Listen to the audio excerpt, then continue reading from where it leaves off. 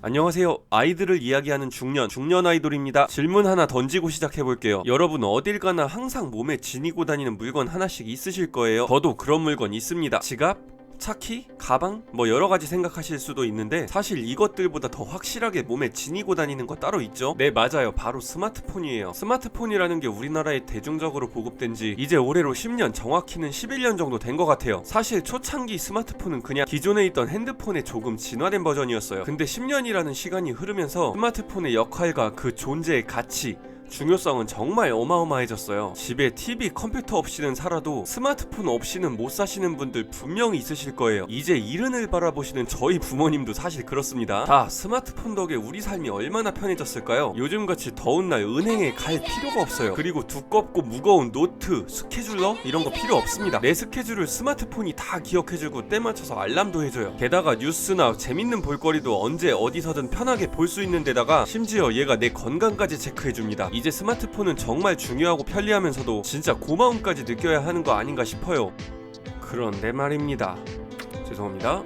사실 이 스마트폰 때문에 고민 많이 하시는 분들이 있어요. 바로 엄마들, 좀 더 넓게는 아이들 키우는 부모님들이에요. 요새 식당 같은 곳에 갔을 때 아기들 보면 뭐하고 있죠? 많은 아기들이 엄마가 떠주는 밥 먹으면서 스마트폰 보고 있어요. 그러다가 스마트폰 끄거나 못 보게 한다? 바로 울고불고 아주 난리가 납니다. 아우 할 것 없이 근처 테이블에서 다 쳐다봐요. 이렇게 되면 주변 사람들에게 폐를 끼칠 수가 없으니까 대부분의 부모님들 결국 다시 스마트폰 보여줍니다. 자, 오늘 이렇게 고민 많으신 분들을 위해서 아기와 스마트폰에 대해서 한번 얘기해보도록 할게요. 제 조카들 얘기를 한번 해볼게요. 이제 9살 된 조카들 2명이 있는데 가끔 이 조카들 보러 가면 항상 손에 스마트폰을 들고 있어요. 그리고 조카들끼리 서로 스마트폰 자기가 보려고 그거 가지고 싸우고 울고불고 난리칠 때도 참 많아요. 근데 이건 단순히 우리 조카들만의 문제가 아니라 1살, 2살 된 아기들이 스마트폰에 중독되는 경우도 참 많다고 합니다. 자, 그럼 아기들이 쉽게 스마트폰에 중독되는 이유를 좀 얘기해볼게요. 첫 번째, 아이들의 눈은 현란함에 쉽게 빠져듭니다. 아이들을 위한 다양한 컨텐츠를 보면 상당히 색이 많고 화려한 화면이 많아요. 그 이유는 아기들의 흥미를 유발하기 위함인데, 이는 아기들의 호기심을 자극하고 집중력을 높이는 한편 아기들의 영상 중독을 더욱 심화시키는 면이 있습니다. 두 번째, 바로 아기 부모님들의 습관입니다. 아까 전에 언급한 것처럼 식당이나 공공장소에서 혹은 외출했을 때 아기들을 달래주기 위해서 스마트폰을 보여주는 부모님들이 참 많아요. 전에 말했던 것처럼 스마트폰을 보여주지 않으면 아기들이 통제가 안 되니까 너무너무 힘들어지는 거예요. 그래서 어쩔 수 없이 울며 겨자 먹기로 아기에게 스마트폰을 보여주는 경우가 많습니다. 근데 사실 비슷하지만 다른 이유들도 있어요. 굳이 아기들에게 스마트폰을 보여주지 않더라도 육아에 지쳐서 잠시 휴식을 취하거나 할 때 자기도 모르게 부모들도 아주 자연스럽게 그냥 스마트폰을 보게 됩니다. 이 모습을 보는 아기 역시 자연스럽게 저게 뭐길래 저렇게 계속 보고 있을까 하는 생각을 합니다. 그렇게 아기들도 쉽사리 스마트폰에 빠져들고 이러한 것들이 쌓이고 쌓여서 중독으로 이어지는 겁니다.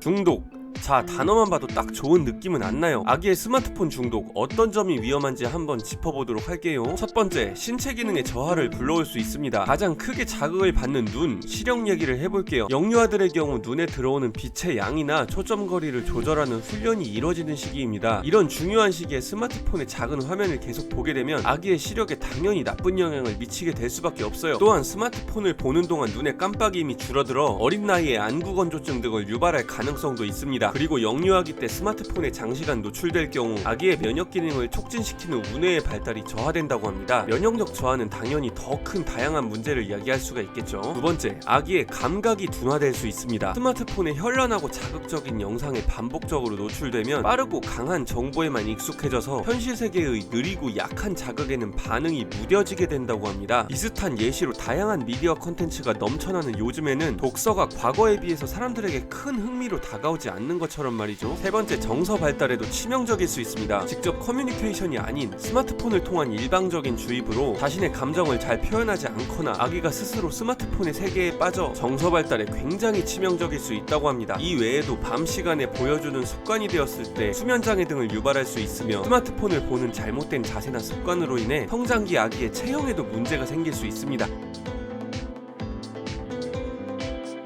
이제부터 하는 얘기가 중요할 것 같아요. 아기가 스마트폰에 중독되지 않으려면, 혹은 아기가 지금 스마트폰에 중독돼 있는 것 같은데 이걸 해결하려면 지금부터 한 가지씩 얘기해 볼게요. 첫 번째, 아기의 눈앞에서 스마트폰을 없앨 것, 바로 아기에게 스마트폰의 존재를 노출시키지 않는 것입니다. 가장 중요한 만큼 가장 힘든 미션일 수도 있어요. 육아를 하거나 외출을 하거나 잠깐 쉬는 동안에도 늘 아기가 나를 보고 있고 내 행동에 주목하고 있다는 걸 절대 잊지 마시고 스마트폰을 꺼내지 않는 것을 가장 강력히 추천드립니다. 그렇게 되면 어느 정도의 시간이 지나면 아기들 역시 스마트폰의 존재를 잊게 되기 때문에 스마트폰 중독으로부터 어느 정도 회복이 된다고 합니다. 두 번째, 영상을 꼭 보여줘야 한다면 차라리 TV로 같이 볼 것. 아이로부터 모든 미디어를 차단하기는 쉽지 않아요. 가끔씩 교육 차원에서 혹은 정서 함양 차원에서 양질의 미디어나 동요 등의 프로그램 시청은 좋은 영향을 줄 수 있습니다. 이러한 미디어를 스마트폰이 아닌 TV를 이용하여 정해진 시간에 정해진 시간 동안 부모가 함께 시청함으로써 스마트폰이 없어도 아기가 즐겁게 영상을 시청할 수 있게 하는 것도 스마트폰 중독을 예방할 수 있는 좋은 방법 중 하나입니다. 세 번째,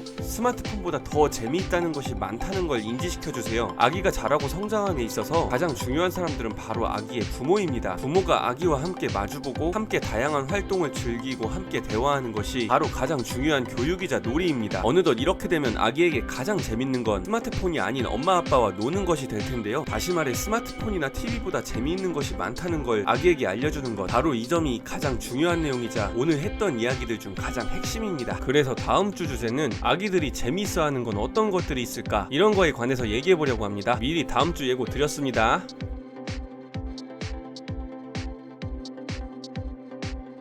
오늘 중년 아이돌 아기와 스마트폰에 대해 얘기해봤어요. 스마트폰이 우리에게 어마어마한 편리함을 가져다준 만큼 우리 역시 스마트폰을 더 현명하게 사용하는 법을 꼭 알아야 할 것 같습니다. 우리가 만든 문명에 우리가 지배되지 않도록, 우리의 미래인 우리 아기들이 좀 더 따뜻하게 살아갈 수 있도록 우리가 늘 지켜봐주고 보호해줘야 합니다.